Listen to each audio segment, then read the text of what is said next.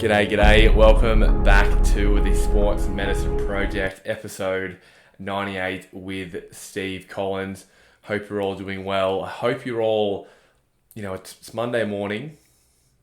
You're on your way to the clinic. Potentially you've gotten to your clinic early and you're putting on a podcast thinking, I'm really going to learn something today before my first patient, or perhaps before all your patients for the week.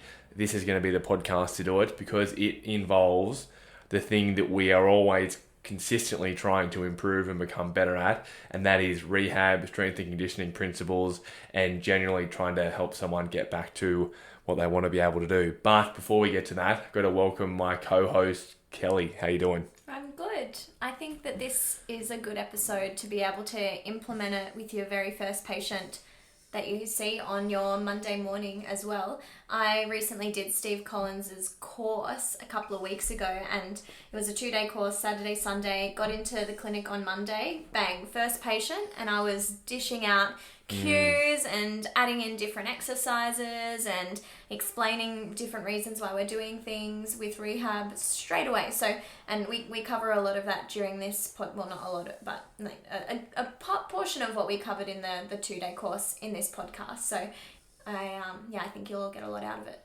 Yeah, geez, we'd be doing well to get a 2-day course into an hour podcast. I mean, you can have just one question and I think you could talk about it for hours on end, but we do get through quite a bit, which is good. I mean, these podcasts are always tricky because you want to have as much good quality information as possible, but to do that, you just need a long period of time. So I've been trying to, which cringes me every time to listen to myself speak, but when listening back to it, I'm trying to do it in chunks. So I'll listen to 20 or 30 minutes, have a think about that, or if something good comes up, I'll stop and have a think or reflect on that in the afternoon. But doing it in chunks, I think, is been better. And that's how I've been trying to do it for other podcasts as well. Listening to it rather than in one big hit. Yeah, because I do a lot of driving between the clinic up in Port and down to the uni and catching the train and things like that is the plan this year. So I want to be able to have a good process in place for taking in all this information. Because I feel like I get onto a bit of a roll. I start listening to it and I get right into it, and that's what I feel like listening to, and I'm using each concept to build on the previous one, and I find if I jump around too much, then I kind of lose track. Yeah, I don't jump around. I stick to where I'm at structured. So if it's a 60-minute podcast, I'll do 20. And the reason I do that is because I found if I listen to it in one big chunk, although it's one big chunk, although it's very interesting, I'm not remembering everything. Like I might remember a couple of really important points, potentially because they resonate with me. But if I'm able to go on a small bit of time and then potentially write some things down, create a Google Drive, write it in my journal, something like that, it just makes it a bit easier. Probably just because a lot of the time you listen to podcasts while you're doing other things, right? So you're not 110% focused. You're driving or you're cleaning or you're going for a walk or a run or something else as well. So I find it is important to just listen to it twice anyways in some scenarios to try and really retain everything that you're listening to. Yeah, well, if I was to ask you to listen to 60 minutes, how much do you think you would be able to, let's say a net remembering of information, if I said listen to this podcast for 60 minutes or listen to it in 3 chunks and write down what you remembered, what do you think would be the net result of that in the end? Obviously you're writing it down, you're thinking about it, you're going to be reflecting on that compared to if you're listening and driving. But everyone's very, very different, and I think if you want to listen to it, you can listen to it. If you want to write it down, you can write it down. But what do you write down? Just the things that you learned? Yeah, I just write down some important points, and then I try to have a point from either side. So say we posted a couple of things about Chad Cook's podcast and the manual therapy, talking about what are potentially the 2 biggest contributors to why people aren't compliant with their exercise. One is they don't understand why they're doing it or what they're doing, and 2, it doesn't modulate their pain.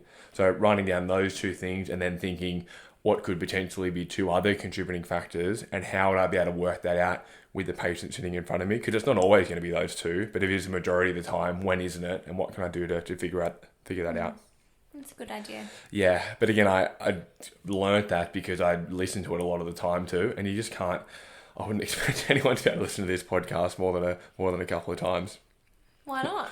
Well, maybe just us with our voice, because I hear my voice and I think, oh God, this guy again. No, I know Tell what this you guy to mean. shut up. I haven't listened back on too many. I've listened back on a few of our episodes, but definitely not all of them. Yeah, I've been playing around with a higher speed too. Been listening to try 1.25 and 1.5. My brain can't process things that quickly. Yeah. Well, some of the students from last year told me that they were doing it for some of the lectures that I was teaching. And I thought, oh, that's a good idea. But I speak pretty quick anyway. And I thought, what would my voice sound like? Because as you get quicker, it sounded a little bit distorted. And I thought, I'm not that clear anyway. Now they're going to add some speed into it. But then I thought I'd try it, and it made sense. Not too bad. Yeah, but then you don't really know, because you think, I'm listening to this. You're like, yeah, I'm so efficient. I'm making up all this time. But then you're like, am I actually remembering anything? Or I'm just listening to it. Yeah. I definitely wouldn't I would take it in a lot better just listening to it on normal speed. Yeah, but it really, and I've been thinking about it a lot, because it's important to try to have some process or operation to be able to take in the information and implement it, because there's so much. There's social media, there's podcasts, there's audiobooks, there's courses, and it's like, what is the best way on an individual level for that person to take in information? Because I try and ask the students on the very first day in the student clinic, and I guess I'll try and have 2 points for either side, but I'll try and ask them, what is the best way that you learn, or what is the best way you think that you learn? But then that relies on them being able to know which is the best way to learn, which they may not know, or they may not have thought about, or they could be wrong. Because, some people like to be grilled and they're happy to be wrong and like to try to work through it in a verbal sense. Other people like to take information away and kind of go over it themselves and then come back. And it's so different. And until you know, and once you know, you can then optimize it for your better outcomes. Do you ever get that overwhelming feeling of how much information there is out there that's just impossible to consume? Yeah. Like sometimes I just get hit with it, and I might be like on a little bit of a research rabbit hole, and I just get so overwhelmed by how many papers there are on a particular topic, or how many different websites or like researchers or professionals or people there are that I just haven't even heard of before, that just have so many great ideas, and it gets overwhelming. Yeah, it is. And you've got still a life outside of that. We've got a post coming this week talking about the things that I wish that I knew before I started as a graduate. And it's the ability to, one, be okay with that, because the other option of being able to know everything is just never going to be the case, and things are always changing. But people deserve a pat on the back. I mean, we know the majority of the listeners listening to this now are health professionals. Most of the people need a pat on the back, because there is so much in your life that you have to do other than just consuming all this information and being able to implement it. So everyone does a pretty good job, and it's bloody hard, and it can feel really overwhelming. I think that's why it was almost a nice feeling to slightly sort of move away from, I say being like a generalist physio and seeing maybe more like lower limb based injuries, because when you're trying to consume all of this information about neurological physiotherapy, community based physiotherapy, geriatric patients, pediatric patients, necks, backs, shoulders, chronic pain, like the whole lot, wrists, hands, elbows, everything like that, and then running injuries, like overuse injuries. There's just so much, and I suppose now I've sort of gotten myself into a point where I have all of that foundational knowledge to be able to treat the whole body from a musculoskeletal sense, but I definitely trust that I know a whole lot more in the lower limb space, and it's a lot more. It's just a lot easier to be able to consume more information in an area that I am passionate about and I enjoy learning about a lot more. Yeah, the benefit to that, or a way to think of it, is you don't need to know everything, which is awesome for us, and we know that's definitely the case. You don't need to know everything to be able to help someone. It's like you almost get put in this echo chamber of silo where you see someone who is so knowledgeable and like, holy shit, that person knows everything about back pain. And then you think, I'm never going to be on that level. I'm never going to be able to have these discussions, talk about it, help my patients.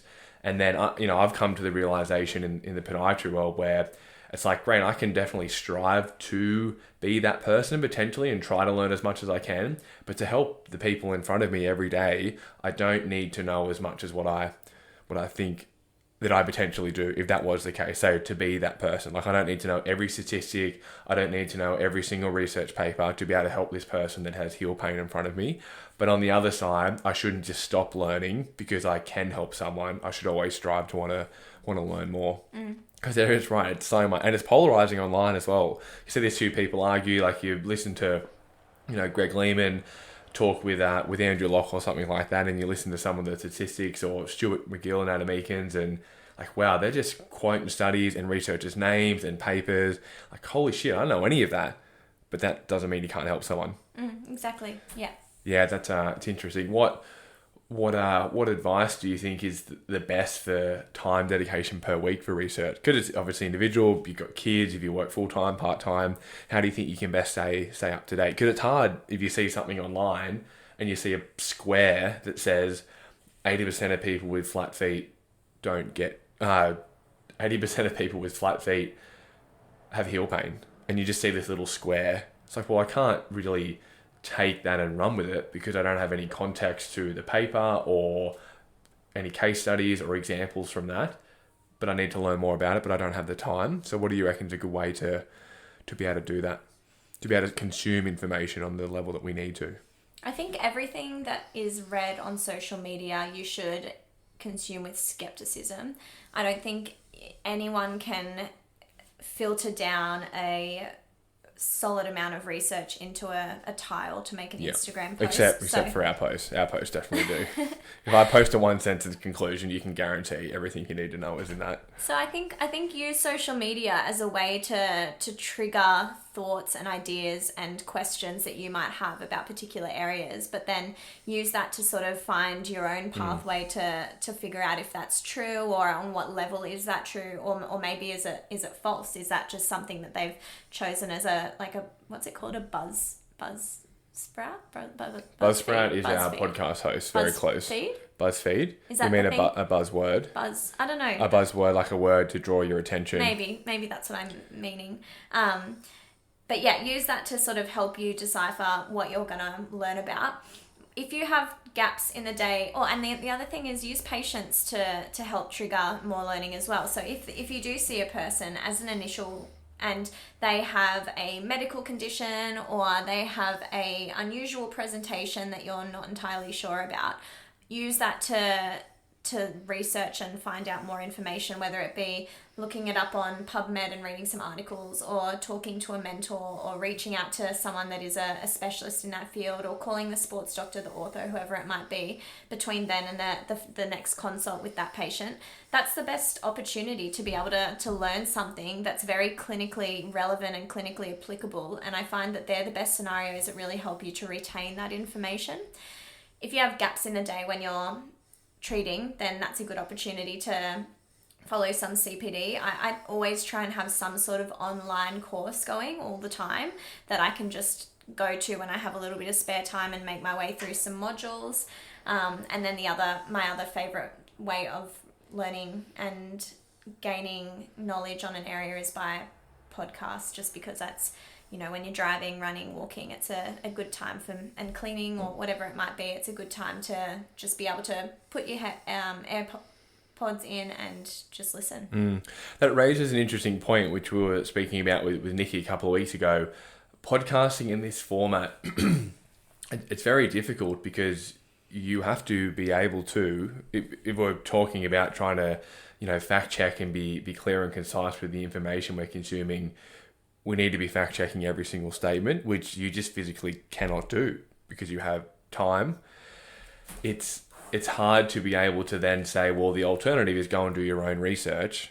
Doing research and interpreting papers is time consuming, and it takes a long time to be very proficient at it. People that have done their PhDs and have done research are probably pretty good at it, but it still takes a lot of time. So it's difficult. I don't think that we have some solutions and advice, but we don't have all the answers. It's just this constant battle of trying to evolve and become a better clinician. There's lots of ways to do it, but you always kind of run into that that problem, I still think it comes down to the time thing. Like you talk to people that work full time, or I've heard that people that are in the online space finding out that they don't even work clinically. Like that's how you have all the time. Like you're not even in the clinic. You know, if you're only working 1 day a week or 2 days a week or part time, that's how you've got all this extra time to be able to dedicate to really breaking down the research, which is not really feasible for a lot of people. Mm-hmm.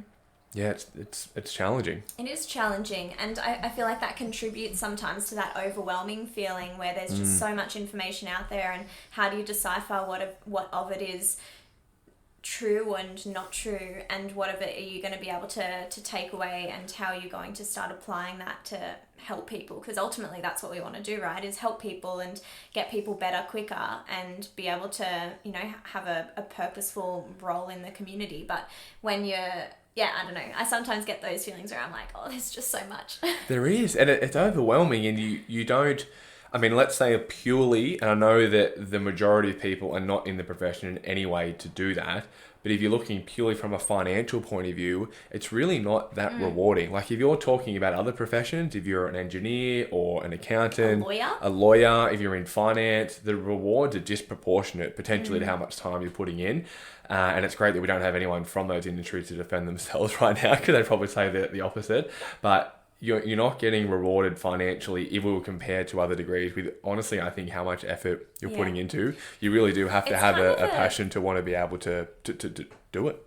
It's kind of a pick your battles situation in some ways, though, where you, like, I know you've said this to me before, like, who's the most believable person in that particular space. And I think on our podcast, at least, we try to pick guests and find reliable sources of information to be able to share information and ideas and their clinical experience. And maybe sometimes their experience comes into the podcast, and same with us. Of course, our experiences come into it and might dictate some of the things that we say that might not be full. Yeah, well, that's a part of the evidence. Evidence. Experience plays into what makes a well-rounded clinician. Yeah, you know, you talk about but experience it might not be and evidence completely, and patient. say, evidence-based or evidence-informed. But it's evidence-informed practice, and that's sometimes the best that we can do. Yeah. At that point in time. Yeah, well, it's similar to the biopsychosocial 3 kind of prong pie, similar to, you know, good care, which I know there's different versions of this, and we're not getting into whether it's like a spear or an ecosystem or a pie or anything like that, but an easy base kind of level to think about it of the 3-prong pie of one's, you know, patient experiences, expectations, your experience, and then the evidence on one side. This sounds really silly to say, and I've been thinking this a lot lately.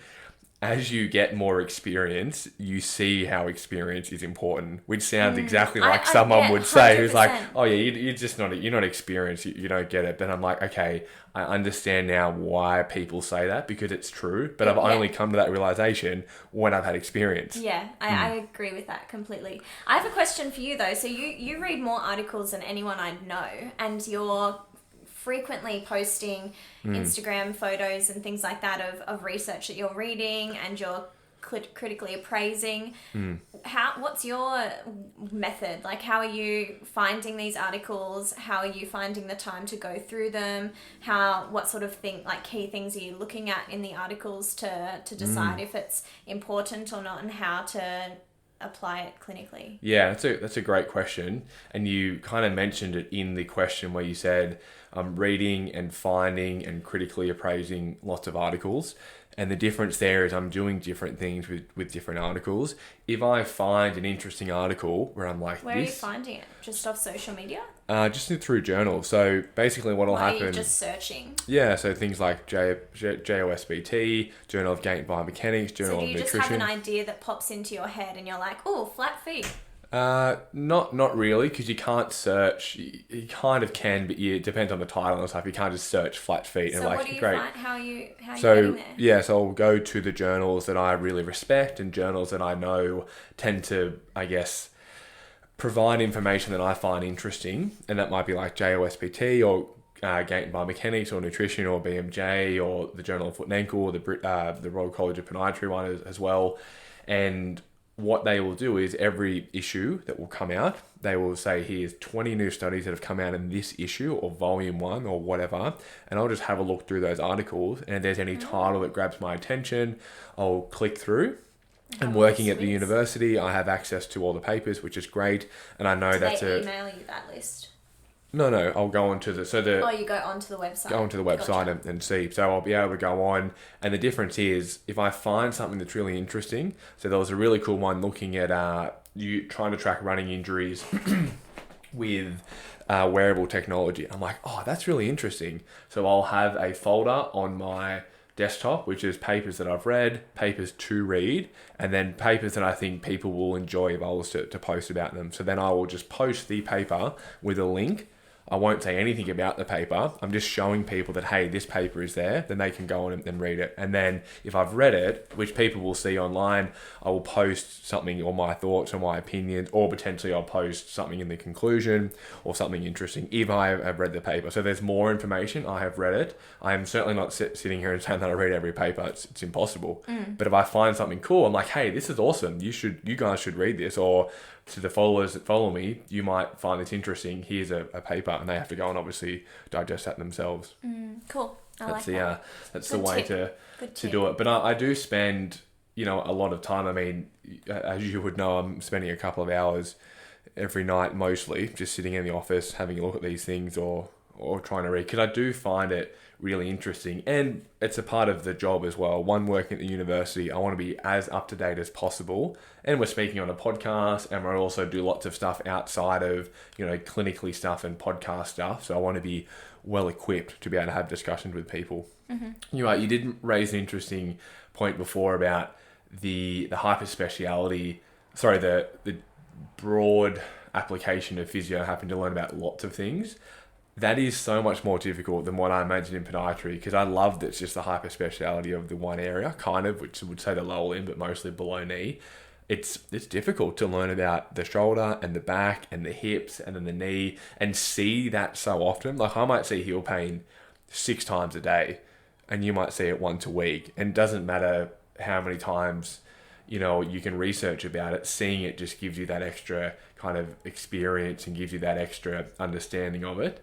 So it's difficult being something that's not related to an area. It almost creates, like, as I was talking about, that overwhelming feeling. Like, when there's even more things to learn about, it almost creates that overwhelmingness where you just resort to doing nothing, because you don't even know where to begin. Yep. Whereas when there's a little bit more of a clear sort of path or a niche, I suppose, then it sort of narrows that a little bit, and you've got it's a bit easier, I think. Yeah, I agree. I wanted to speak to you about a case, and I'm going to run through this without giving you the diagnosis, and I just want to see clinically what you would do. Now, for people listening, I can promise you that I have not told Kelly anything about this case, and this is a case from this week, and I just want to ask what you would do and why. So just make sure to... Or I hope you might get it right and I might get it wrong. So someone comes into the clinic. Is there an answer? Not an answer. No, not an answer yet, but just a clinical reasoning justification for what you would do on the day. And it's one of those cases where I think it's pretty black or white what you need to do, but we'll get your opinion. Okay. So someone comes into the clinic and they have had on and off shin pain for 6 months, worse on one side. They had happened about 2 or 3 months ago, a really big flare-up of one particular side, let's say of the right side, and it was really sore, pain at night, basically pain all day, and this person took 4 or 5 days off, and they were able to then do a little bit of run walks, have a couple more days off, a little bit of run walk, couple of days off, and it kind of slowly did get a little bit better. And then they had another period of time off, and then it got better to the point where they were able to run again. And they were able to run 30 or 40 minutes. This is 2 to 3 months ago. A couple of weeks ago, they saw a physio in the context of not a clinic, just as a friend at this other area, and they did some tests, and then they thought it was shin splints. and gave them some exercise. So it flared up again? No, but it was kind of just a dull ache. But they'd had periods where it had been okay, manageable, and then no period worse than what it was the 2 to 3 months. But since that period, they'd had some big flare-ups and things. So never really been able to do any consistent running. So they come into the clinic, and we're going through the history. And a week ago, they did a 10K run with no pain at all. Nothing, no issues. And then a couple of days after, it's a little bit sore and achy, then it was fine.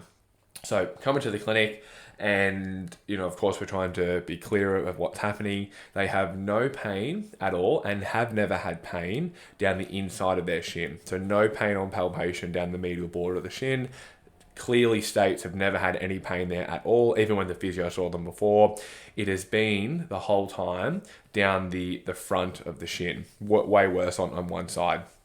And on that one side, the right side, there is focal tenderness on the anterior aspect of the shin. So bone, it's a little bit tender. Yep, this is really, really sore. We go out into the gym and we're doing some testing. So we do some hopping and we're able to hop a little tiny ache, like a half or maybe a 1. And then after the hopping's finished, it's kind of getting a little bit worse. Jump up on the chair, still sore, hasn't gotten much worse. And able to do calf raises, no kind of strength or deficits, nothing from the medical history that would suggest a possible systemic condition, nothing in the sense to suggest something that could be a vascular entrapment or something to potentially suggest malignancy, like a tumor or something like that, because we're always worried with that in the bone. But so that's I missed a couple of bits purposely, so they're not able to think it's more of a case study. Do you have... and the person is under the age of 40 years old. Trying to make it as non-identifiable as possible. So, clinically, what would be your treatment plan? What are you potentially thinking? And if the listeners... to rule out an anterior cortex bone stress injury. Yeah. Whether you do that via sending them straight to the sports doctor or by sending them straight for an MRI. But I think that needs to happen before you can go any further. Yes. Yeah, I agree. Now, this comes to the next question, and feel free not to answer. What modality of imaging would be best? MRI, because I was speaking with... Or X-ray. Yeah, I was speaking with Bo, and Bo from the running room. Shout out to Bo, awesome bloke, love yarning with him.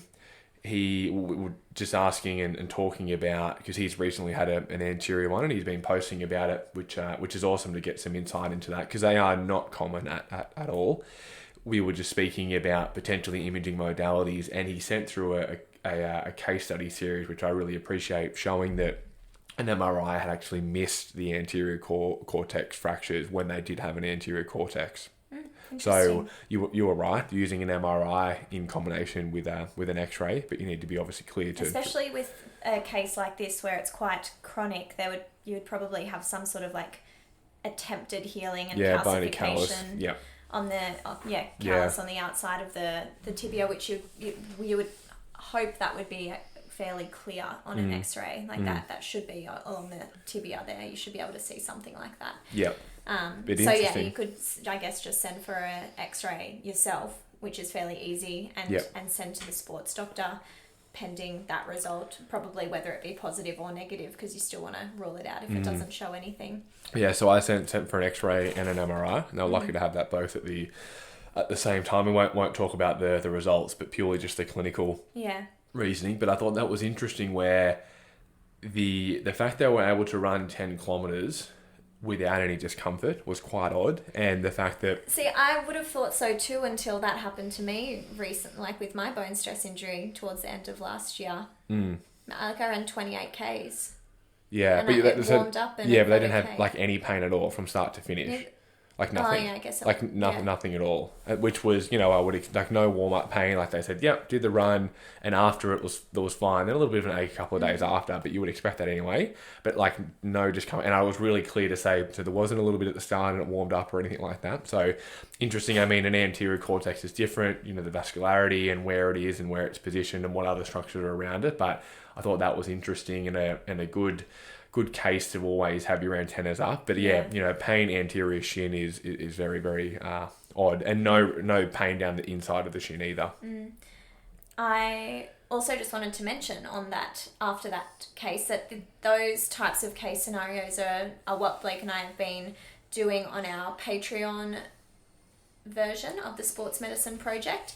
We've been going through a case where the other person doesn't know what the scenario is, and it might be to question our clinical reasoning, it might be to talk about more of like a management side of things, and or deciding between imaging or a management pathway, what we sort of should or shouldn't be doing, to ask some questions around it and to really challenge each other. So that was a shorter version, but we go into a little bit more depth over on the Patreon and sort of pick the cases apart a little bit more in detail. So if you enjoyed that, then check out our Patreon.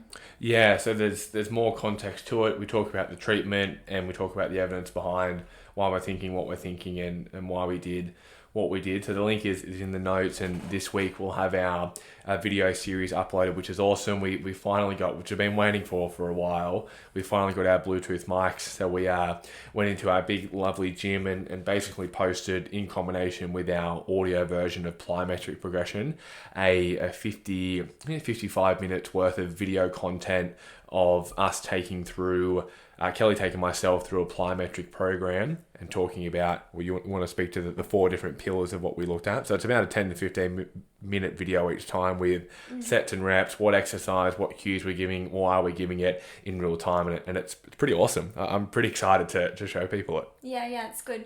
So we looked at triple extensions, shock absorption, sort of introducing light plyometrics or teaching the body how to be springy again, and also looking at power too. So we broke it up into sort of 4 different components or 4 different phases and different considerations around starting to introduce plyometrics to rehab again. And yeah, it was good. It was good fun. Yeah, it's good. I think you guys will really enjoy it.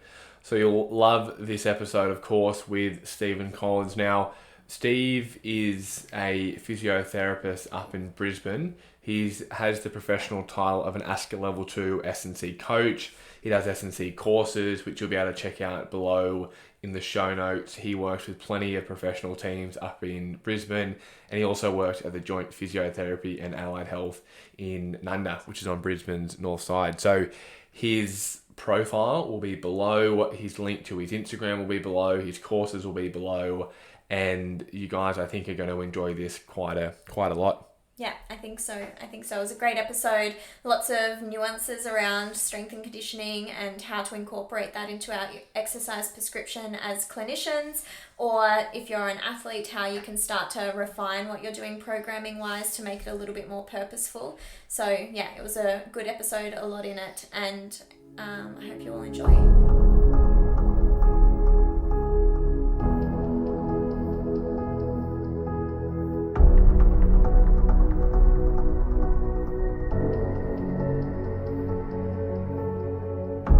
Welcome back, everyone, to the Sports Medicine Project. We have physiotherapist and strength and conditioning coach Steve Collins with us here today. Now, I recently attended Steve's course down in Newcastle a couple of weeks ago, which was awesome. So I had to invite him onto the podcast to share his knowledge with us today. So thank you so much for joining us, Steve.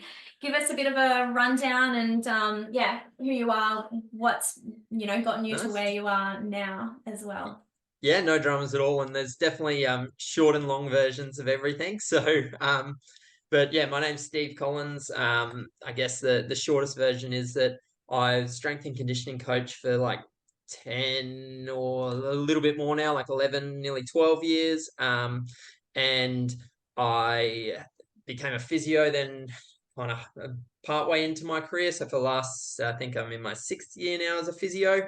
And then I was the either first or second physio to get the ASCA Level 2 professional level coach, which just means that kind of you go through like their titling kind of system. So there's a couple of us now, and there's heaps more physios that are getting really interested in S&C, which I think is awesome. So yeah, that's the kind of direction that I go in with some education as well. I teach at ACU and yeah, teach some private courses.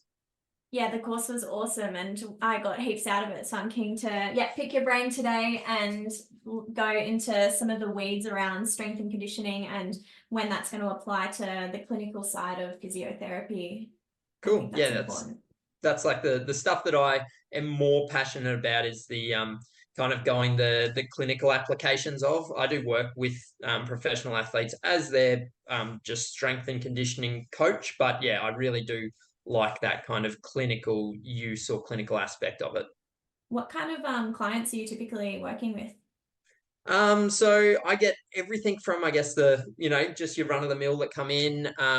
Here I get a little less of that now as my role is more going in towards like mentoring and teaching and that type of stuff. So I no longer really see your EPCs and that type of primary care or like Medicare bulk billed patients too often, but which is unfortunate because they can really use these type of concepts as well as we're going on.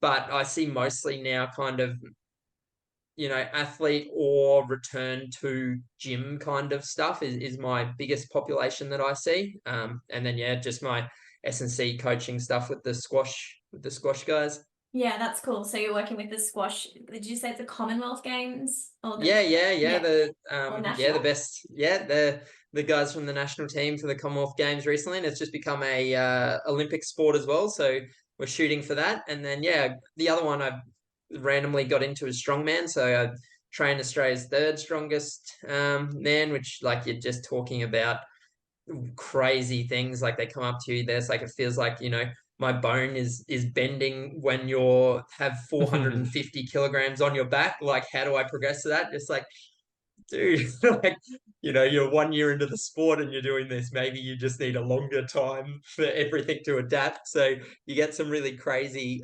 stories with strongmen as well. So I it's a reckon very that's fun a really good thing. way to ask our first question. So it's fairly easy to apply strength and conditioning principles to the untrained person because anything and everything can help in some Mm-hmm. way. But then when you're talking to like strongmen who are incredibly strong Mm-hmm. and you're trying to, progress their programs or help with an injury, how are you deciding what's going to be effective in someone that has such a high capacity and is already very strong and capable?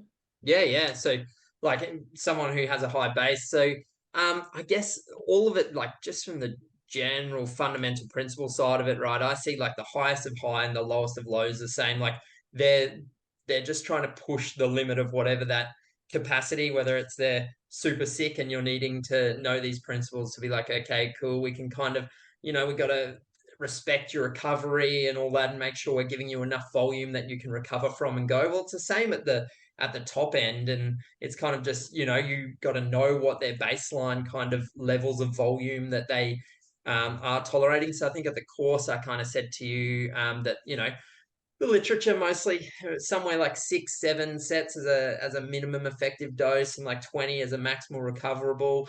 Even in some studies have gone down to like 2 or 3 for like elite powerlifters. You can still get gains like sets per week but these guys, like there is research saying that you can still make gains up to like 40-50 sets a week and not be going into that kind of I guess debt for recovery where you're actually just hanging on, not so you're applying more volume, but you're not getting extra kind of fitness adaptations back bang for buck. So you need a way to be able to like track that to be able to go, okay, how much volume are you doing kind of right now?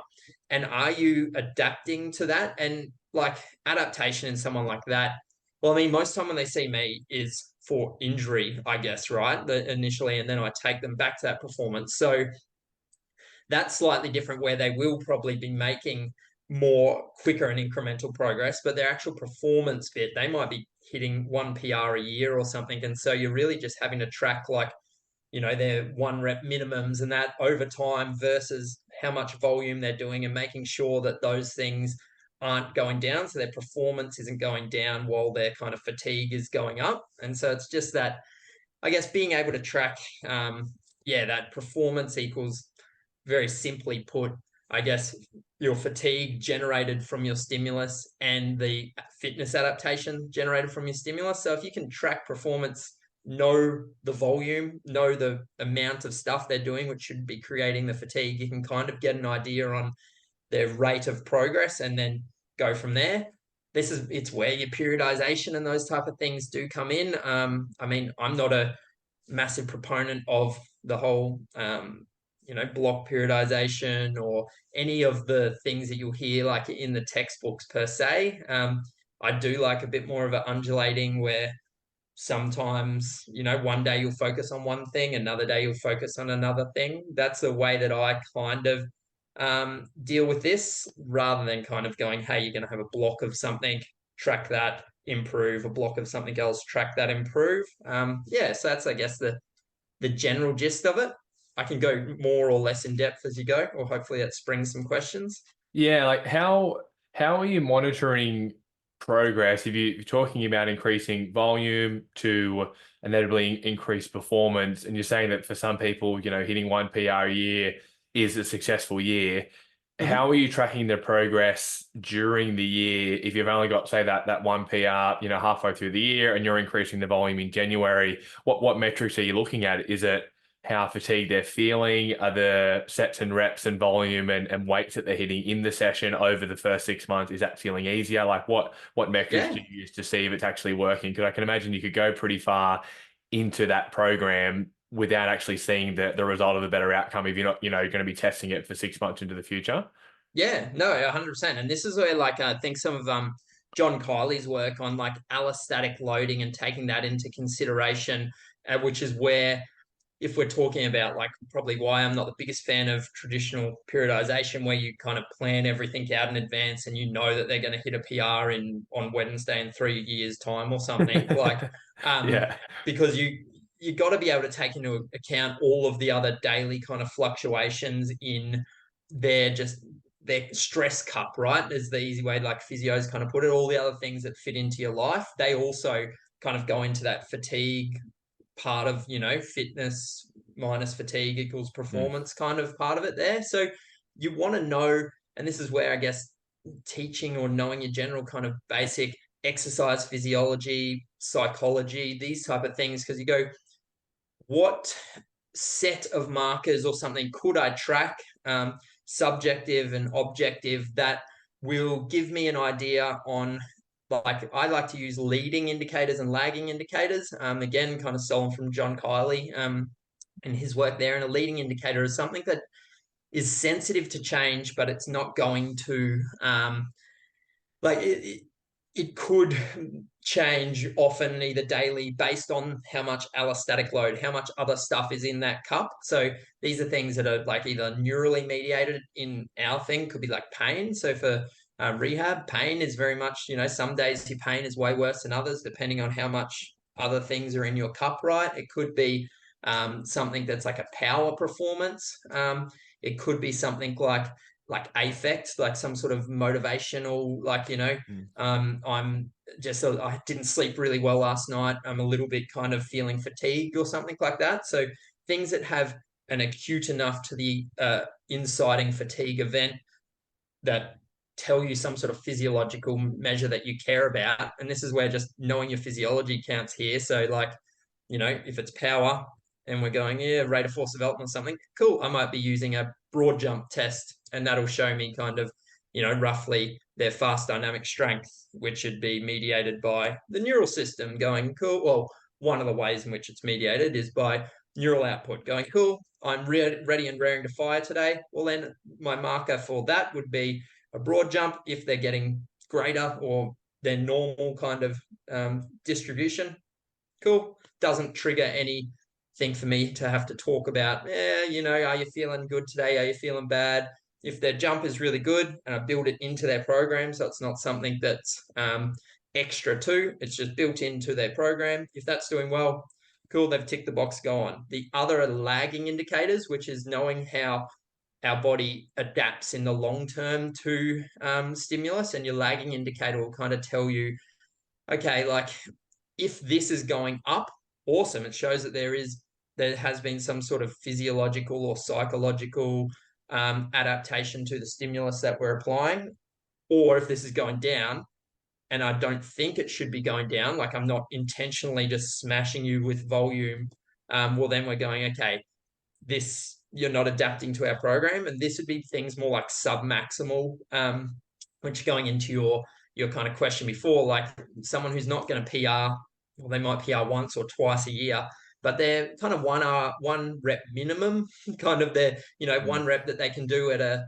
an RPE 7 or something like that. That should stay pretty similar. You know what I mean? Like some sort of submaximal strength or an isometric strength, or their adherence to a program if you want to do like psychological or social kind of tracking. So, how many changes they're kind of making. If I'm ridden someone out of program and I check in with them every 2 weeks, and on our check-in, we do like a red light, green light, traffic light system, and they've changed heaps in their program. And they're also telling me, yeah, I'm not feeling great. And their one rep minimum's going down. I'm going, cool. This is showing a huge kind of decrement for performance for what I would be wanting. So I need to make a bit of a change here.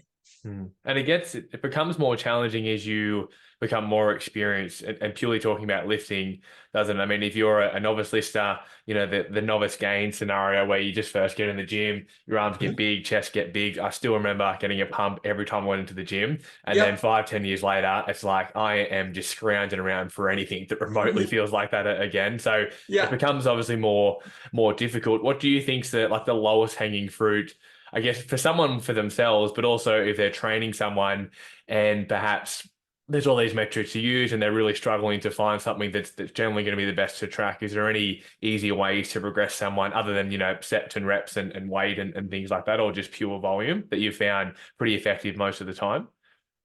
Yeah, like, so the way I like to progress people is I kind of like to keep things as simple as possible, where I just say, like, whether a week of training or a day of training, whatever metric you decide, that's your kind of, I guess, your mesocycle or your stimulus. Okay. And then basically I just go, I'm going to track whatever the easiest thing that I can track in that. And there's nothing in the research that's like amazing. It says, hey, this one marker will show you where you're going. It all has to be, a lot of these markers are more just a trigger of a conversation to be like, hey, your one rep minimum, like today, I would usually build in something like either a broad jump into someone's program that I'm wanting them to track, or I would build in like either a volume. So say, 3 sets of 5 on bench at a RPE 8, and they're just tracking that load. And if that load over time is sitting similar or going up,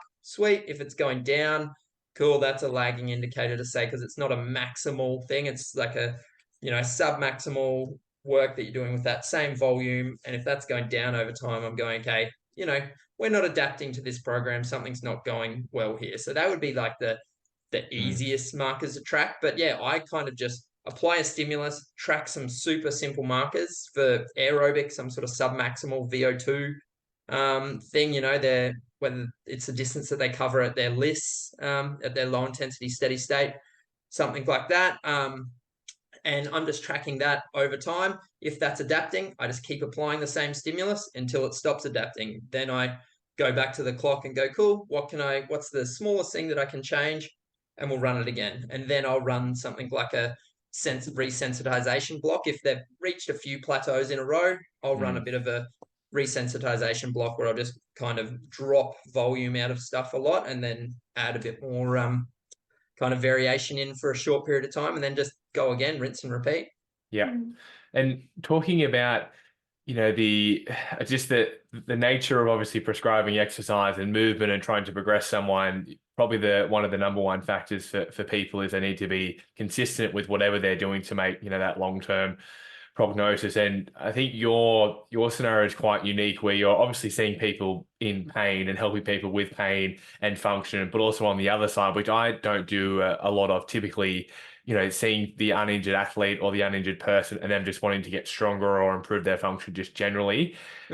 How do you find, if we know that people have to be consistent and they need to be compliant with what they're doing, what kind of barriers do you see for people doing that? And then what do you Yeah. implement to just help people be consistent and compliant? And I'm picturing you're going to have this magic wand where everyone always completes 100% of their exercises, because we I know would it love is it. almost like the elixir for the Yeah. majority of conditions. And there isn't someone that I don't think, maybe one patient that I would see a day maybe doesn't get something new with their rehab or exercise. Like, everybody's getting it, but Yep. I'm not going to sit here and say that everyone does everything that I say, because they certainly don't. So how do we Yep. help people do that?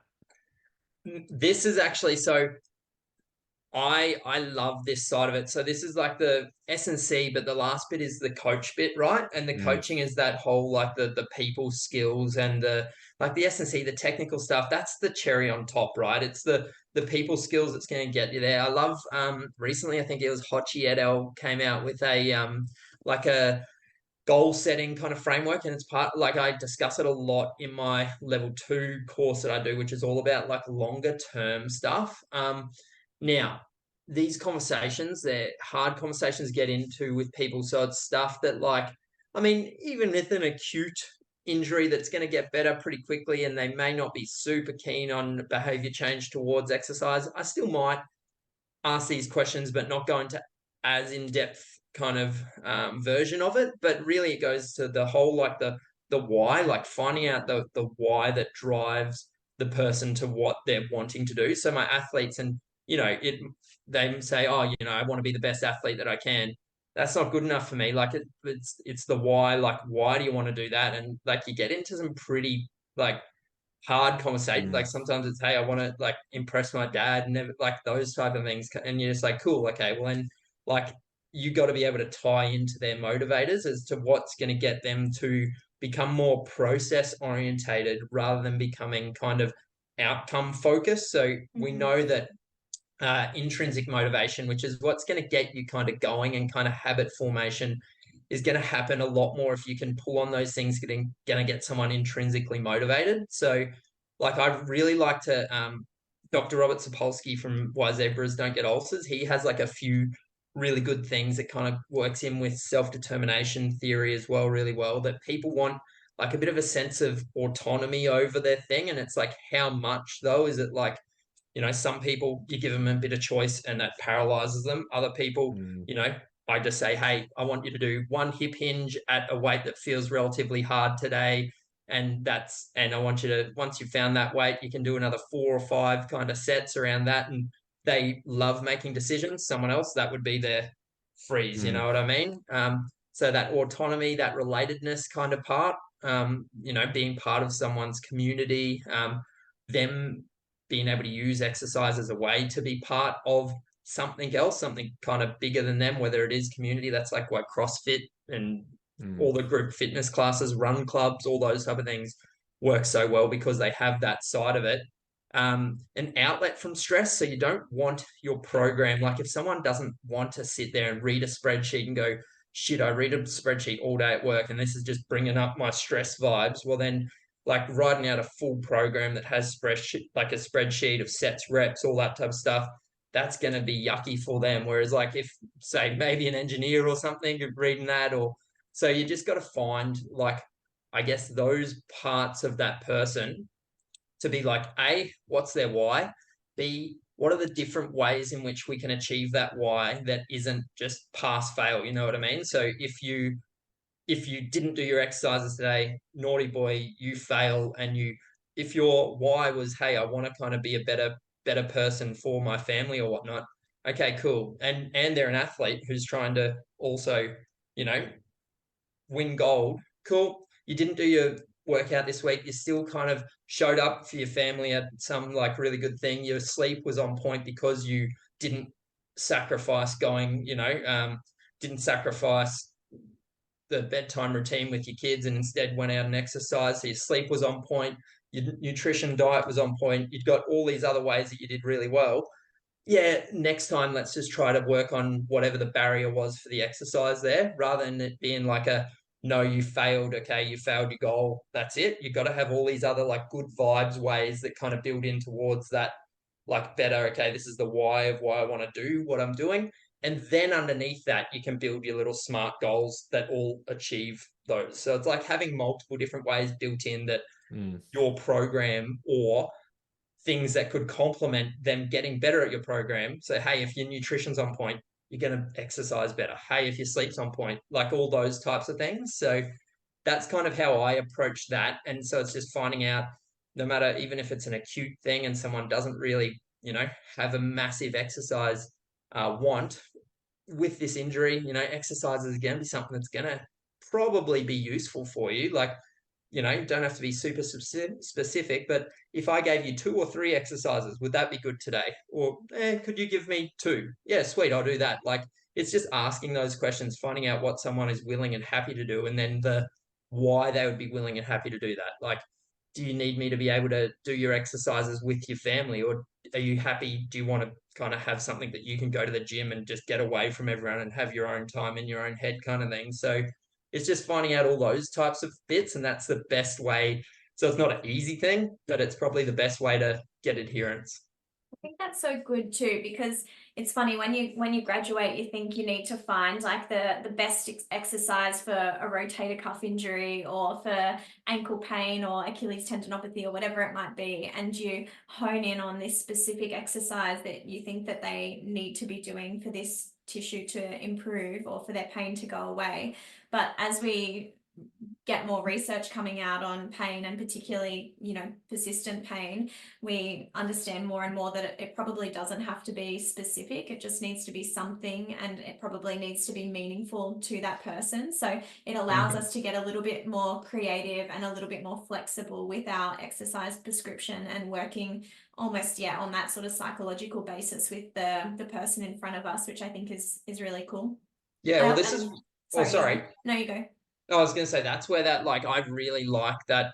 Dr. Robert Sapolsky's Why Zebras Don't Get Ulcers, and it really speaks really well to John Kiley's allostatic load model of being like, cool, someone with chronic pain or whatnot, like, we're really not wanting our program to be upregulating that HPA axis, that stress response, for them to be going, geez, I'm really stressed to go to do this, because we know that the downstream effects of that on pain isn't ideal, right? So, like, the more important thing is finding something that, like, I think Ben Cormack recently came out with an article about, like, the whole of a donut exercise is like the sets, reps, or and all the other stuff around it. The bread part of the donut is like all of the fun, autonomy, all of these other things. And it's like, they're the things that are going to drive them to interact with the environment enough that it's going to modulate pain. Whether or not it is enough to actually kick off a physiological adaptation, who knows, but it's enough to kind of get them to interact with the environment to kind of down regulate their system a little bit. Do you ask people both in pain and not in pain when it comes to rehab and exercise prescription what they want, or do you kind of explain, what the goal is and how you're going to meet it, but the way in which they do that, how much do you just purely ask them, how detailed do you want me to be with this, or are you asking how much you're willing to do? Because we can go further in detail with sets and reps and times and tempos and RPE, or do you just want a couple of exercises and me to prescribe it to how you feel? I'm sure there's better ways to ask that, but how are you approaching that? Like, man, that's 100% right? I like, the more that I've been doing this, the easier I think that it becomes to be like, just go into every interaction, thinking that, like, definitely you're the most knowledgeable person in the room there as far as the technical skills, but the least about how that is going to actually happen in their life. So it's just going, cool, I'm curious about, this is what we kind of know roughly that you would probably have to do. How is going to be best for it to fit in your life? Is it A? Is it B? Is it C? Is it something that I haven't even said here? Usually I'll give, like, this is one way I've kind of dealt with it before. This is another type of person who would deal with this another way. Like, I'd give maybe some like avatars of that and be like, cool, do you sound like it? Or is this something completely different? You know what I mean? And give them that choice to go that, or kind of create their own journey. And on that topic, and quizzing you definitely more, because it's the scenario that I see happen to myself a lot. If you were to give them, let's say, a couple of different scenarios or ways in which they can implement what you're recommending, The argument from the other side usually comes in the form of, we need to be giving people and patients what they need and not what they want. But then to the other side of that other side, it's like, well, it's patient-centered care. They need to make shared decision making, and we come to a conclusion together where you need to give them more autonomous here, but a lot of the time it's doing things that they probably may not want to do or perhaps understand what they want to do. So Mhm. do you have any advice on navigating that fine line of, they need to do something that you're recommending and you want to give plenty of options, but also the options are probably a little bit limited to as what they maybe want to do. So it's always a bit Yeah, tricky no, to 100%. Yeah. navigate that. Yeah, well, I mean, there'll be issues that more or less, like, if it's a specific kind of orthopedic issue, that, like, say a post-operative thing or something, and they're trying to return back to a sport and they have certain kind of criteria or something that they got to meet, well, then you're Mm, going, cool, like, I know at the end of the day that I need to be able to get X amount of kind of volume load into Y joint or Y muscle or something, that, like, this is almost going to be, if your goal is still, like, and it's all their goal dependent, right? So yeah, if your goal is still what you said your goal was, well, we're going to have to kind of get this done somewhere. You know what I mean? yeah, If your goal isn't what you said it was, well, then, yeah, we probably don't need to. Like, if you see that and you go, oh, nah, like, that's really not cool. Again, we're going back to that why. Obviously, their goal isn't strongly aligned with that why of their person. And then, cool, like, that's not on me to judge. And instead, we'll just go on the other way. So what I use in the courses, the way I like to think about it, and what I think with a lot of general pain stuff, where S&C acts more. Am I allowed to swear slightly? Yeah, yeah, go definitely. for it. Cool. Acts more like a bullshit detector. Like, it's a bit more like it's a hard physiology kind of thing. And so basically, we're kind of going, cool. There's going to be certain activities or whatnot that um, from the outset are under stimulus for whatever your condition. Okay, so say whatever the condition is, if it's lower back pain, just generalized lower back pain, and we're just getting them to lie down and sleep in bed, yeah, their pain might get better, but that's kind of putting them down into a deconditioned, like, so I look at this as like an internal load versus external load on, like, a bit of a graph. Okay, and I'm just going, cool. Well, we know that intervention, yeah, it's getting rid of, if pain did happen to go away, but yeah, it's not done anything kind of physiological there. So the mechanisms by which that has probably occurred is some other mechanism that by which that you have become desensitized. It's not that I have made you able to um, become better at interacting with external forces. Okay, it's just that some other mechanism has occurred. Whereas, like, there will be some things, so like post-op ACL, where you need a certain amount of, say, you're going to be jumping or cutting and you're needing kind of 4 Newton meters of torque out of the quad. Well, know that I need to stress the quad at a greater extent, so I need to take it to somewhere that's above its homeostasis zone in training. If we're not doing that, well, then we're not going to be sending you towards your goals. And it's just kind of a good way to I guess, BS detect, go to understand how load works and be like, okay, when does load matter? Or if we're doing this intervention, is this a load targeted intervention, or is this an intervention that's just targeting, say, graded exposure or something else? Is that one of the biggest problems that you see with physios incorporating exercise prescription into rehab? Is it underloading, or only sort of loading them in that sort of deconditioned state is common?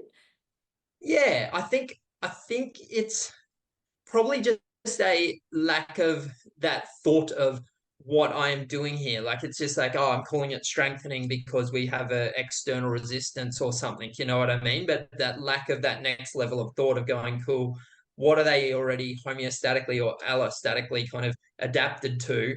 Is this over that or under that? If it's under that, sweet, that's still cool. It's still an intervention, right? But the intervention might be just trying to get them to graded expose, or it might be, so yes, you're actually unloading them and deconditioning them, but you're getting them to be graded exposing into something that was previously painful.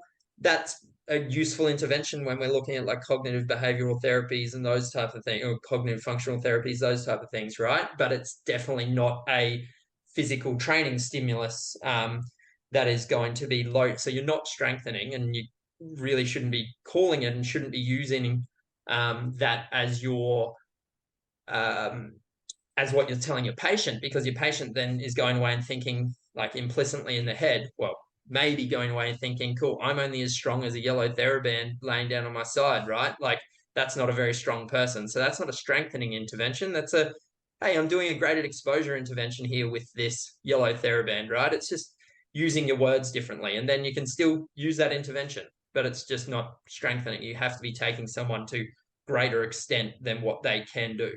Which would, so that greater than their allostatic load. I like that. So the allostatic is what they're already kind of baseline adapted to, and Yeah. you could be kind of above or below that line. So even a way to describe that to patients is this is the allostatic, this is your baseline at the moment. What you're currently doing with the TheraBand is probably at that line or below, whereas Yep. where we're going to move is as things feel better, kind of above that line to where you want to be able to be and, meeting their goal of whatever it be, running or walking or that kind of thing. Yeah, that's right. Yeah, if their goal exists above the line in which they currently are, well, then yeah, that's kind of where we have to get them eventually. Mm. I Yep. wanted to ask your thoughts and opinion because you're kind of in both worlds. Do you call it strengthening with people? Like I guess that the two populations of people in pain, but they're also an athlete and kind of managing their function and their pain. Do you say that, we're doing strengthening or we're doing resistance training, or do you have any way that you describe it differently? And when people improve, are you saying that their tendon is feeling better or their shoulder or their back is feeling better because it's stronger? Like what kind of words are you using? And then what do you think is happening on a physiological level? Yeah, cool. No, like, I mean, like, with our pain kind of populations, quite often, even if it is like an elite athlete in pain, I'd like, cool, testing one side is like, say external rotation dynamometer, and they got some sort of subacromial pain syndrome, some sort of what we used to call like impingement, whatever's kind Mm. of going on there. One side they can produce like, 16, 17, 18 kilograms of force, around 20% body weight. The other side is like 7%, but it's hasn't been like a prolonged period, like it's an acute pain onset, so it's very much likely to be kind of pain mediated. Well, then I'll be saying, hey, like, we're using a load that's kind of probably, your muscles haven't like detrained to the extent. So I say, hey, all we're doing at this stage is like progressively loading this area to get it up to the stage that then we can actually start to strengthen it again. So Mhm. that's kind of quite often what I'll be doing with those. Like if it's more a graded exposure, some sort of neuromodulatory intervention. And in my head, like I'm speculating on kind of what's happening. But yeah, you've probably got all those like exercise induced hyperalgesia, those different neuromodulatory kind of things happening there, rather than going, cool, we've strengthened it. I'm just like, cool, that showed us that, like, you know, this thing has been able to be chilled out just by kind of using it a little bit less than what you were using it before. Now it's chilled out enough for us to start to really go in the direction of getting it strong again. So that's Yeah. kind of more the wording that I'm using. Yeah, Yeah. I've definitely gotten myself stuck before by trying to tell a strong, capable person that we need to build strength in an area that they clearly don't really need to build strength in to make it feel better. And then I've had to like backtrack on myself when I've gone to retest them and it's probably much the same, but it feels better. And I just Yeah. get my words jumbled and things like that. So that's a good, explanation. Makes a lot of sense. I, I got pissed off so bad, like when I was a patient at one stage, like playing semi-professional footy. I think it was shoulder or something. And someone's like, "Oh yeah, you're weak there." And I was just like, it was like the biggest like ego, especially like at the time. I was very worried, young kid, 18, 19, whatever. Some like therapist call me weak or something. I'm like, no, I'm not going back to you. I'm not weak there. Just, You're Yeah. just going home and just going military press, yeah, shoulder yeah, yeah, press 8 times exactly. a day. Going, I'm going to show you where you come in there and bust the dynometer. Yeah, It's exactly, good. Do, exactly. do you think that it's just because it's easy to say, like, if you're, imagine you're a patient coming in and you have, I'm thinking of it even of myself, and you've got no knowledge at all, and the therapist is telling you what you need to do. Is it a way for us to say, hey, we just need to get it strong because it makes so much sense for them logically. Because if Yeah. they see a number like, hey, this side's 60 and this side is 40 and this side is sore, well, we just need to get it strong. That's all the things. And then, of course, we know that just doing exercise anyway, regardless of if you make strength gains, seems to help people with pain. Yep. Do you kind of think that's why we have typically said, yeah, we need to get it strong, we need to do strength training, but it's probably the act of doing it is what's helping? Yeah, yeah, 100%. I mean, I don't think that there's like it's a taboo no to say that, and if it slips out, and if that's even what they get in their head that works with them or whatever. For me, it's more like trying to get across the point of, hey, you pull on this thing, you say ow at the moment with this amount of force. We're going to just try to do something over the next couple of Mm. weeks that make you pull on it later, and it's going to say ow or not say ow at around the same amount of force as the other one, and then we can get you back to what you're wanting to do. Yeah. I have a question for you, Steve, and I haven't prepared you on this one, so I'm just going That's to all right. spring it on you. But That's good. we are both runners, and we see a lot of runners and work with a lot of runners and enjoy it. I want to know what your thoughts are on why strength training is quite effective for running. We know that it maybe doesn't help with preventing injury, but it can have quite a performance benefit. Can you Mm-hmm. explain your thoughts as to why it is so helpful when it is quite different? Because Yeah, non-specific kind of thing. Yeah. yeah, So yeah, it's not exactly. by the like said principle. It's different. So like I've always put it into a couple of buckets of the way in which we get better at something, right? So we can just focus like on physiological adaptations and kind of almost forget about the specificity principle, but just get physiologically our system better at kind of doing stuff. And then with our doing our specific work, then kind of gives us the ability to transfer those physiological kind of changes over. So like, you're looking at like your improvements in running economy and all those type of things. Like, when you're getting stronger, each stride is now a little bit less percent of your kind of maximal load that you're doing, so therefore allows kind of running economy, those type of things to help. So that's the way that I kind of look at it, as being like, no, it's not related to that like specific adaptations to the imposed demand, because it's very different on that dynamic correspondence model, like running, happening in 250 milliseconds, depending on how quick you're running, whatnot. So your ground contact times are really short. Doing a really heavy squat, that's maybe 4 seconds, 3 seconds to something Mm. like that. But you're going, cool, what adaptations are occurring in that? Well, my tendon is feeling a heap of stretch. My tendon's kind of getting better at stiffness, and its Young's modulus and its cross-sectional area getting bigger. When I go and get a bigger tendon and kind of a stronger muscle attached to it, and then I go and put it into something that's a little bit more neurally mediated, teach it how to sprint or run again with that bigger tendon, well, then it's just got more of an engine to be able to kind of drive, as long as drive those wheels, I guess. Mm. Mm. Yeah, it's funny that I guess that talks to the topic of specificity where, it seems you can almost do anything. Like you could go into the gym and probably do any exercise. You could just do shoulder press really quickly or military press or push-ups, and then somehow it would it would benefit your running or your plyometric or your rate of force development. Like it seems to be not as specific sometimes, and of course it matters more so in other cases. But you mentioned a couple of times a neurally driven. What do you mean by that? Like, is that something that, or one of the reasons why we perhaps see that with resistance training? Like, what do you mean with that neural drive and nervous system adaptation?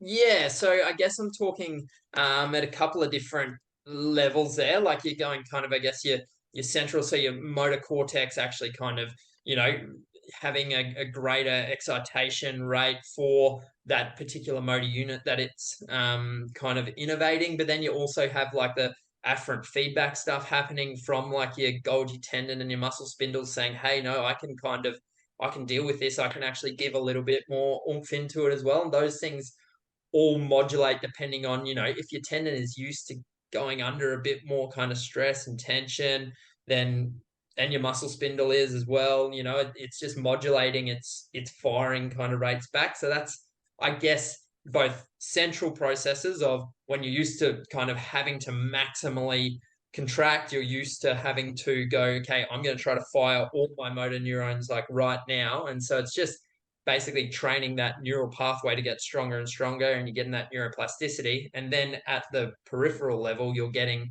I guess, the benefits of the afferent feedback from your Golgi tendons, your muscle spindles, getting used to different stimuluses and how much kind of input they have to put back into the spinal cord or spinal column. Yeah. And prescribing plyometrics, agility, any kind of power movement, how are you starting someone? I guess the two populations, again, if we kind of say that for every context, the person in pain when you're trying to rehab a tendon or a bone stress injury, how are you finding their baseline? And then for the other population, which is the uninjured person that just wants to get quicker and more powerful, what are you going to be doing for them, and how are you going to find their baseline and then start them from there for their progression? So I guess with the injured person, one of two, again, like in my head, I'm just trying to think everything in my way of thinking simplifies down to that what you kind of said almost before, that above and below the line of kind of homeostasis, right? And so if it's coming to me for an initial after an injury, I'm wanting to like pull apart in their story some sort of volume thing and intensity metric, um, to the greatest extent that I can from their story, to be like, how many sets of sort of contacts are they doing, that type of stuff, to see kind of what their symptom onset kind of loading parameter was, and know that I'm going to be wanting to kind of shoot for under that. And then I'll be comparing that to what our standard literature is for, like, bone adaptation or for tendon adaptation, etc. If they're like, hey, I'm a basketball player, I've come and I'm starting to get a patella tendinopathy, and I've gone from training 3 days a week, and I'm a point guard or something, so I'm doing like 50 jumps probably more, probably like 100 jumps a session or something like that. Cool, I'm going cool, yeah, 3 days a week. They're used to doing about 100 jumps every kind of 48 hours. Yeah, okay, that's should be within, but they say, oh yeah, I added, I'm trying to get my vertical up, and I added another, 3 sets of 10 depth jumps or something on top of that, and have started to get a bit of pain. So I'm going, cool, their homeostatic kind of zone is around that kind of 100.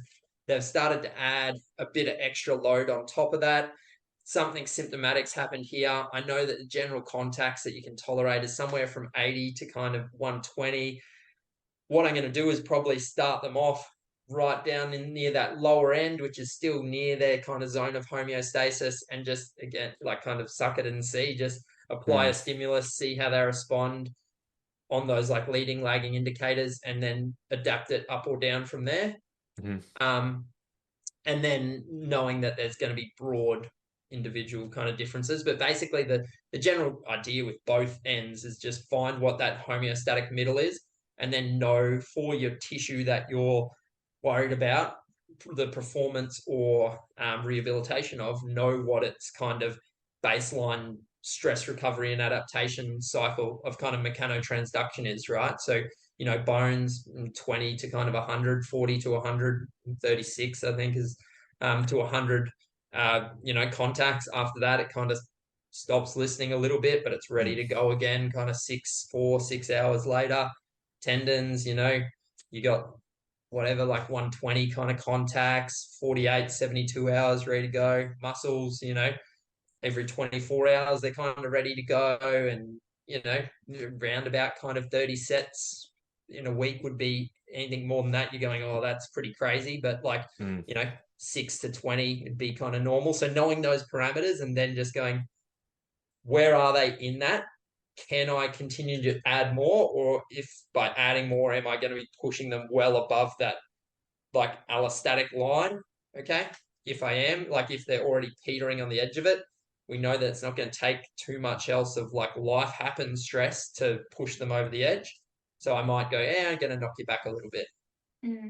How are you prescribing the intensity through plyometrics for the patient? I know that, when you're focusing on that key sort of strength component, it tends to be a fairly high intensity, and then maybe the following sets or exercise selections might be a little bit less Back than off. that. Yep. Yeah, back off a little bit. What about for the plyometrics? Should they be towards the point of, fatigue or failure by the end, or is it purely just based off how many contacts that they're doing and that's sort of it? That's a great question. Again, like I think this will come like over and over that like some people's their homeostatic, their allostatic zone will be like they're used to say like Margaret down the road can go for a walk and that's a plyometric contact, right? Every walk is a plyometric contact, but then she had to jog to the mailbox to catch the postie and now she's got like her Achilles so jogging is a higher intensity than her tolerated already. Cool. Well then walking, I'm not going to really be counting walking contacts in her contacts. I'm going to be counting contacts that are above her homeostatic zone. You know what I mean? So they're going to be things that are, and then what we think about is what is above the homeostatic zone. That's based on like your impulse and your peak force rate. So how much total kind of force or change of momentum is your impulse, and peak force is like how high that number ever gets to. And then you can just change your exercise by using a cue to be like, if I tell you to jump and land and to kind of absorb the ground or be really nice and soft into the ground, well, that there is going to be a lot lower peak force. And if I tell you I want you to slack the ground or attack the ground, etc., okay. And so we might do, someone with a patella tendinopathy or someone trying to improve their vertical jump, I might get them to do stuff that's going from 10% higher than what they can jump on their own. So they're like overloading stimulus, okay? And they're attacking the ground really hard, but they might only do that for a very small volume because I know that that sits way up here above their allostatic load or their homeostatic kind of zone.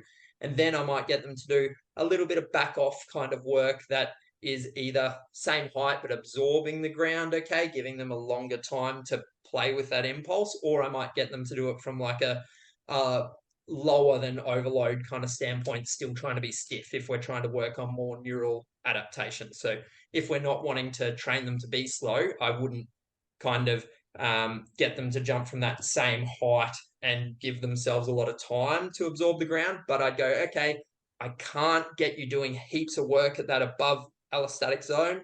We're going to do a little bit of sprinkle work that's like 10, 15%, and you're really going to attack above your allostatic load and you're really going to attack the ground.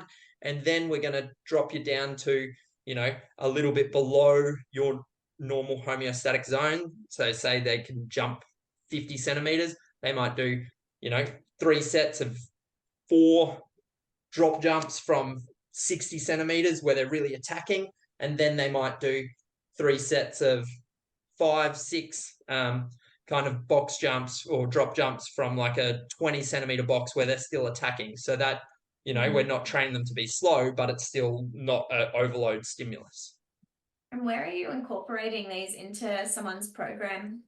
So with plyos, like I usually don't do a plyometric only kind of program. Usually I'm doing like a mixed program. So it'll be usually at the start of a program and usually it's a pretty low volume, like kind of 25 kind of contacts, 30 contacts kind of at a max. And that's like a max. Usually I'm doing like 8 to 12 contacts, something like that at the start of someone's program. And then they're getting the rest of their loading through whether they're isometric, if it's a tendinopathy or something, or just their regular strength training.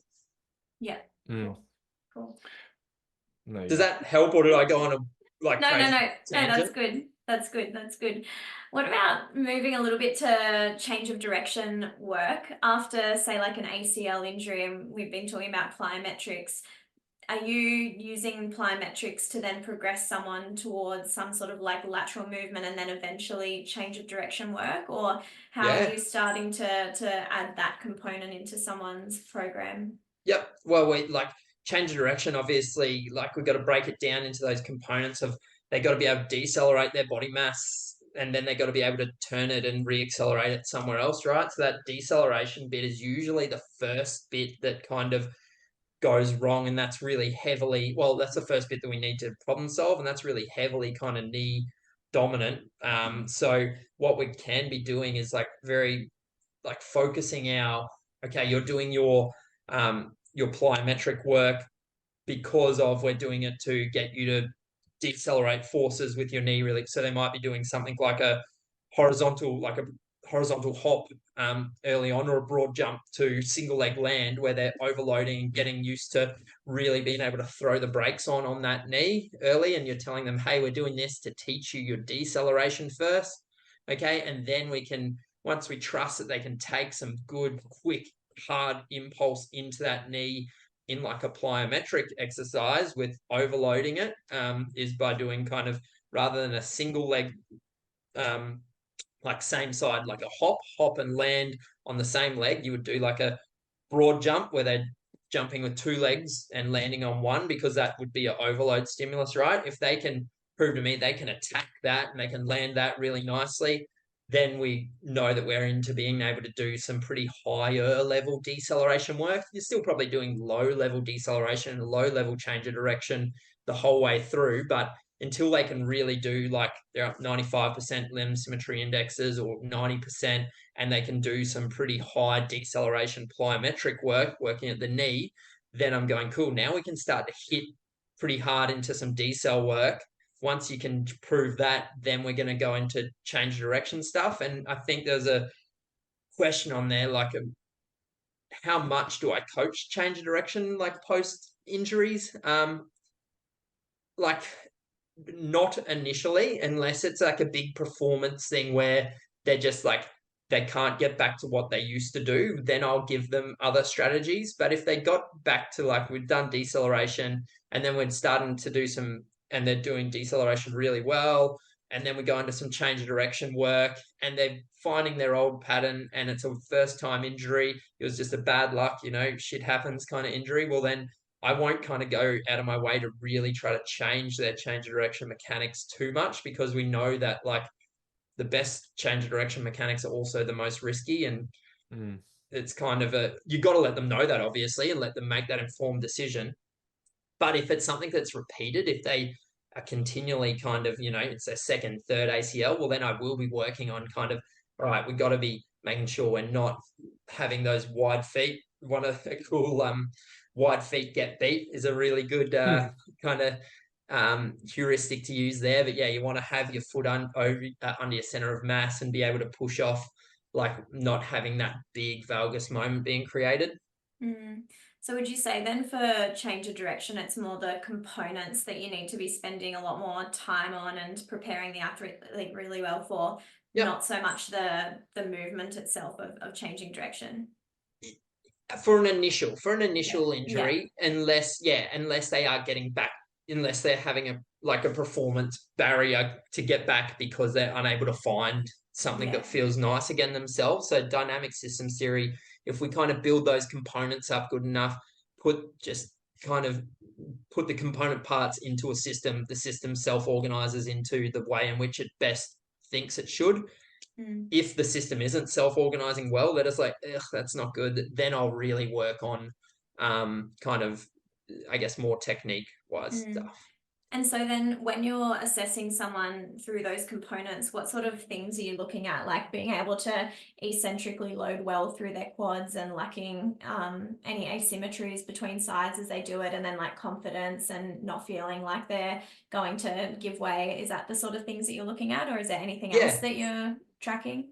No, 100%. That's right. Yeah, all those things really. And then, like, just almost exactly what you said, right? And then just how they're coaching through drills, how they're running through drills. Like, quite often with my, like, sessions that I'm programming, that stuff, say later stage ACLs, calf rehabs, those type of things, I go into the session with this is what we want to achieve. And quite often it's not, we're going to do this drill, then this drill, then this drill, because it's very dynamic and I'm assessing them as we're going. They did well on this drill, cool, well, then we're moving on to the next one. They didn't do well at this drill, cool, we're just going to stay here for a little bit and play with this drill. But yeah, that, and rate of force development, that's the big one that people usually say. Yeah, the eccentric control, but that eccentric rate of force development is the big one there. Definitely to not miss. How are you prescribing this? Like, are you using an app, or are you using paper or email? Or are you filming them? What do you think's been the best way for you for, again, those two populations? Because I imagine trying to write that on something like PhysiTracker and exercise program is going to be a bit difficult. How are you doing it? I'm the one I said to my bosses, like, I threw away my PhysiTrack password and I was It's like, I'm gone. not using Stick it. figures. Back Yeah, to I'm stick not figures on using paper. physics. So I'll either write up like, so one type person, Google Drive, and we just have a shared spreadsheet, and then I just put like YouTube videos attached into the name of the thing, Yeah. or film myself and load that up to YouTube and attach that. The person B might just be, hey, here's an email, what we kind of go through, and I've filmed it on their phone, and so they have that Mm. reference to kind of look back to. The thing with PhysiTrack that annoyed me was like, I want you to point your navel to the, far east while your flexus hallucis longus is, adducted to 35 degrees while you're So also, true. Very specific. yeah, and you're just like, man, I don't care. That's so true. I feel like I've had patients that have come in and they're like, so we did this exercise in here, and then I've gone home to try and do it on PhysiTrack, and I just can't make sense of all of these Yeah, things yeah, that say. yeah. I'm like, don't worry about that. Like, just do what we did. Just use this as a bit of a guide. God, yeah. Yeah. Yeah. Yeah, I got it. If you even like, if you, it's frustrating on VideoTrack too. If you add your own video, if you don't film it the right way, it doesn't come up as a proper video. But Yeah. it's been okay to add like a couple of things, but it's very much targeted to that population. It gives some benefit of the doubt. You can add something, but yeah, still it's difficult when there's this massive 10-step program. It's like, oh, that's a little bit difficult for someone to follow if I just want them to do a calf raise. I try to do, if I find a YouTube video and it goes over 30 seconds, I don't add it in. So, like, if they can't get the idea of it within 30 seconds, like, no, Mm. that's, yeah. I And you're let people go using, trial and error a little. like on the spreadsheet, are you using like compliance and stuff? Are they ticking off when they've done it? Are you seeing that? Or are you just Depends. trusting? Depends. Yeah. So like my squash athletes, especially when they're away, so they track I Mm. their leading and lagging indicators are built into their program, and I'm looking at those once a week, and they have numbers, and if they're not having numbers put in there, it's a little conversation, and it's not like a, hey, you're naughty, you didn't do it, but it's like a, hey, how's things going? I haven't seen kind of numbers go in. Is everything going right, kind of thing. Um, Other people, it's just, hey, how'd you go? How many times did you, like, it's just the subjective, Yeah. right? For the Yeah. next time you see them, how many times did you get it done? If they tell me a lie, they don't feel they trust me enough that I'd be okay. Well, cool. That, I need to build more rapport and get better at that. Like, it's just a slow process that over time, I guess. It's not, I don't take that to heart too much if they don't do Mm. it. It's funny because sometimes you expect people, they're very motivated and they're going to do it, and then they come back like, oh, I didn't do it enough, or I didn't do some, and then other people you're like, I don't know how confident I am that you're going to be very compliant, and they come back and they've done everything and they can show you to a T in sets and reps. I had a young boy yesterday and he was just managing some severs, and we just did some really basic plyometric and calf raise stuff. And obviously with kids, compliance is low Yeah. anyway. But we come back in and I was speaking to him and the mum and went out into the gym. Like, great, can you show me what you've been doing at home? Bang, 2 sets and everything was like perfect. And he's like, yep, done it 3 times a week. It was really enjoyable. And I was like, wow, I can't believe it. So you can never kind of tell. You've just got to trust that subjective nature when they come back in, or using something to track. Yeah. Yep. Yep. Yep. That's right. And it's like, yeah, if they haven't, I may have not hit the right mark, you know what I mean? And again, that's like, the more that I've done this, the more times that you just don't hit the right mark sometimes, right? And then it's like, it's not most things in our professions are just like educated guesses, and then it's just guess and check. It's just like, For Mm. okay, sure. now I'm just going to use the principles, psychological principles to go, cool. Why didn't this happen? All right, cool. How can we make it happen? I've got one last question while we're on the topic of patients trying to, remember their exercises and we're giving them videos and things like that. Is there something that we as physios or coaches can be doing to help them remember particular ways to move or techniques or forms or whatever that might help it sort of stick and land a little bit better, whether it be like cueing or something like that? Yeah, so I mean, and I think I posted up on my rehab group just very recently that this might be like changing in the next like month, so which would be very interesting. But usually, the last 20 odd years of research has said that if we can external cue, if we can give someone time, if we can let them error detect, so if we can let them create errors and then not jump in and be like, you created this error, this is how to fix it, then it fits better. Like, it's our general motor learning of how, I got a daughter, if I wanted to learn how to grip a pencil or whatnot, like, she'll do it some ways that'll feel good and they kind of, you just give them a stimulus, that environmental constraint that means, oh, I can't do that way anymore. I do something that way. Oh, hopefully that feels better. That actually did feel better. I'm going to do it that way now. Like, if we create an environment that gives them the process to be actively engaged in it and having to problem solve and detect errors, then you actually have a stronger motor pattern built.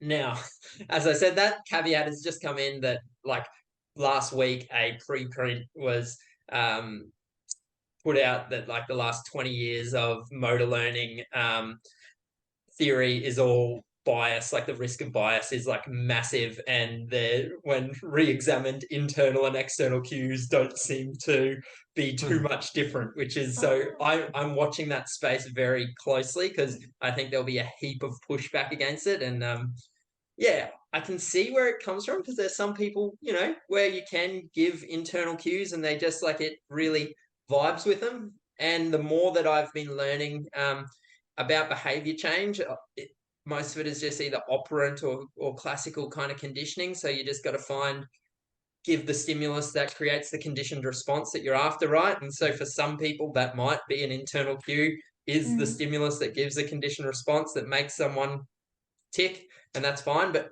I still am going to lean in the direction of, more often than not, shut up and kind of just let them figure it out, and just try to play with the environment and your cues to get them to figure it out. What's the difference between internal and external? So internal cues being ones that kind of bring your body's awareness to itself and the movement. So things like, kind of, I want you to squeeze your glute. I want you to, bend your flexus hallucis, like those type Yeah, of things. abduct Like, 30 degrees. Love telling yeah, people yeah, to do yeah, that yeah, one. yeah, yeah, yeah. No more Yeah. than 30. Yeah, exactly. Whereas, like, an external environmental cue is just like setting up the task, setting up the environment, and asking someone to perform a movement, and they kind of just got to figure it out themselves. And that makes a lot more sense for someone who hasn't been in a gym setting or done much exercise before, who maybe doesn't have the greatest body awareness. It's probably a lot easier for them to think about an external cue than trying to coordinate squeezing their shoulder blades together if that's not something that they've actively participated in before. 100%. Yeah, definitely.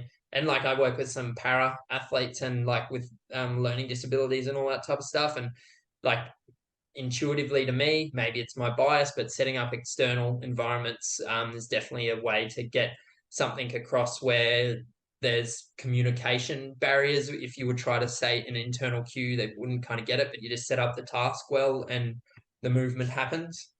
I feel like that with I put a video of myself running on my Instagram, and I don't have any hip flexion, and I'm internally killing myself every step. I'm going, lift my knee, and I'm like, that my knee's up around my head right now.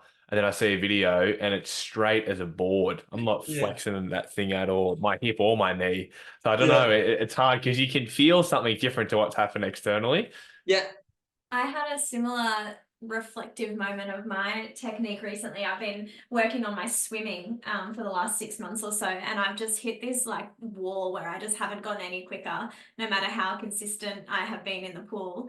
And I was just playing around. I was like, it must be my technique. It must be my technique. And I was just playing around with it in the pool the other day, and I came home and I was like, I feel like I hit a technique breakthrough. Like, I just did this different thing with my shoulder and I felt so smooth, and I feel like my cortex has just, like, readjusted into this more optimal movement pattern that feels more efficient for swimming. So I was reflecting on that stuff as well. Yeah. No, 100. It's like, I think of it like a pendulum, right? And once we all become, so expert doesn't mean that you are the world's best at something. You are the expert at the way in which you have been moving. And then if that way in which you've been moving is now either no longer efficient or is kind of painful, but you're kind of stuck in that. You're just like, oh, this is how I do it. All we need to do is do something that swings it enough that gives it a contrast to feel oh, that feels either way better or, oh, that feels way worse. Okay, I need to move either further towards or further away from that, and then Mm. kind of let it organize again. So, yeah, there's some really cool research on amplifying errors or amplifying good. You can amplify kind of either way. Seems like if you're amplifying error, seems to be better. Mm. So, if you tell someone to do something worse, they tend to feel that and they're just like, ugh, okay, that's not good. And you're like, cool, maybe do the opposite of that and see what happens. Now I'm putting you on the spot here.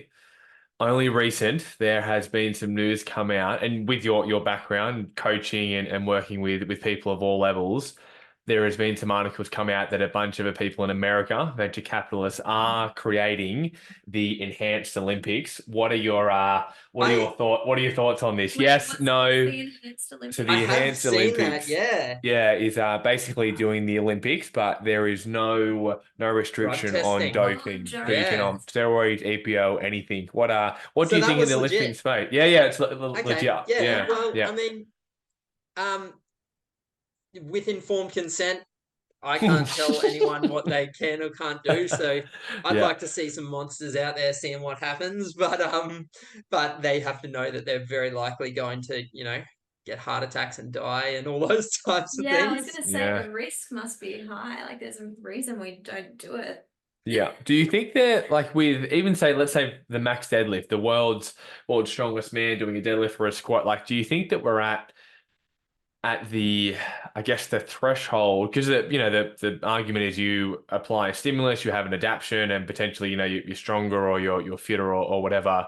Yeah. Do you think we're kind of at that threshold for the tissue capacity of just physically the muscle and the tendon in the body, how much it can tolerate with lifting a squat or a deadlift? Like, do you think we're there, or there's still further to go? Or I'm going to take this from a different standpoint and go like kind of Darwinian evolution and just think that like and base rate kind of thing and be like, okay, think about the base rate of the amount of people that do powerlifting or whatever in the world, really low, right? Mm, And that's increasing. If you could, I reckon, like, so yes, your drugs and everything get better, but also like if that base rate just got more, well then just statistically you're more likely to get more freaks, right? And more freaks are more mm. likely to push that boundary even higher. So if you could force every single person in the world had to do it, I reckon like we're not actually probably physiologically at the boundary. We're at close to the physiological boundary of the base rate population who are currently involved. But there's probably like some freak farmer over in China or something who's just picking up bulls all day. And if you gave him a barbell and like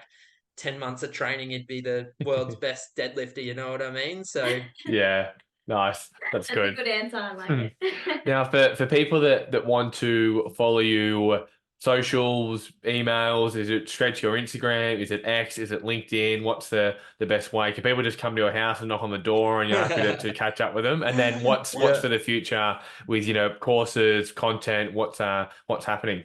Yep. So the Instagram is probably the best place to contact me, or my current at the physio practice email Mm, address, which is steve at thejointnunda.com. mhm, We are just launching.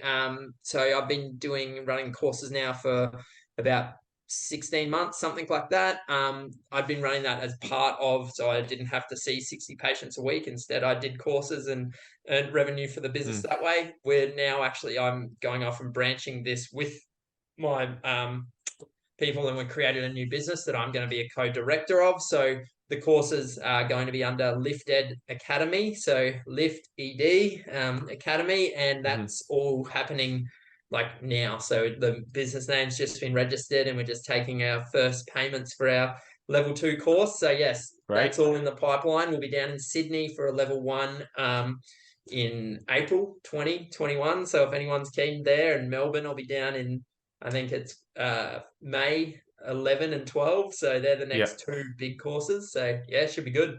Awesome. Sounds good. So two courses, and then what's your Instagram handle as I well? think it's like, is it, do you put an at in front of things? Yeah, Yeah, at yeah. Steve Coach Physio, at yeah. Steve Coach Physio, I think it is. Yeah, with an underscore between. I was gonna say I even know your Instagram name more than you, but underscore between the three. I'm shocking at that stuff, and unfortunately, I have to get better at it. I hate it that like people who know not a lot are super duper Yes. wealthy and famous from it, and yeah, At the I'm top. down here just plebbing around.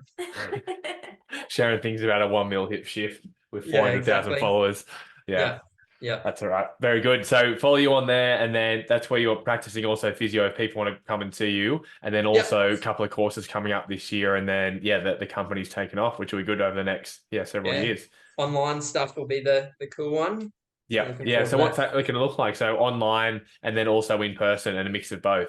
Yep, Yeah, and doing like clinical stuff for like I go to like aged care facilities and teach their physios strength and conditioning, which is cool as well. that's cool. That's awesome.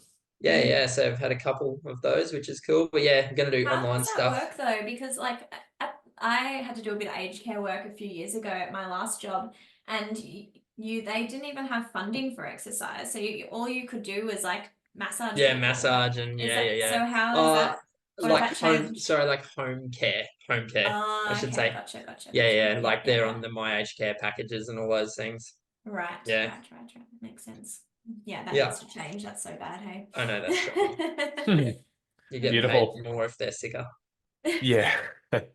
Mate, thank you so much for coming on a Saturday as well after a day of patients. Really appreciate it. And No dramas. people, if they want to find where you are or who you are, everything will be tagged in the show notes right at the top, which will be good. Perfect. Thank you very much, guys. It's been Awesome. great. See you later. Cheers.